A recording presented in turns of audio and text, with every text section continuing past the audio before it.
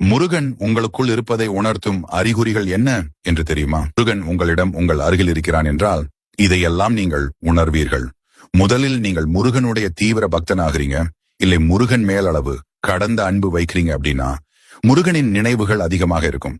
எதற்கு எடுத்தாலும் முருகா முருகா என்ற நாமத்தை சொல்ல ஆரம்பிப்பீர்கள். அவர் மீது இருக்கும் நம்பிக்கை மற்றும் அன்பு அதிகம் ஆகிக் கொண்டே போகும். அவரை அனுதினமும் நினைத்துக் கொண்டே இருப்பீர்கள். அடுத்து முருகனின் தோற்றம் உங்கள் மனதிற்குள் வந்து கொண்டே இருக்கும் அடிக்கடி. இப்போது நீங்கள் சற்று கண்ணை மூடினால் கூட முருகனின் வேல் உங்கள் கண்மும் வரும், இல்லை மனதில் தோன்றும். முருகனின் முகம் உங்கள் மனதில் தோன்றும். அவருடைய வாகனமான மயில் தோன்றும் உங்கள் மனதில். ஓம் முருகா, முருகன் துணை, யாம் இருக்க பயமேன் என்றால் சொற்கள் உங்கள் மனதில் ஓடிக்கொண்டே இருக்கும், இல்லை உங்கள் காதில் கேட்கும். அடுத்து முருகனுக்கு உகந்த நாள் அன்று முருகன் உங்கள் கனவில் வருவார். இல்லை என்றால் தற்செயலாக முருகனின் பெயரை கேட்பீர்கள். அவர் புகைப்படம் பார்ப்பீர்கள்.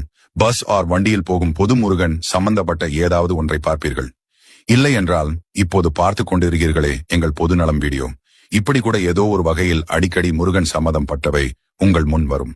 இதை பார்க்கும் போதுதான் சில சமயம் உங்களுக்கு புரியும், இன்று முருகனுக்கு உகர்ந்த நாள் என்று. அதை உங்களுக்கு அவர் ஞாபகம் காட்டுவார்.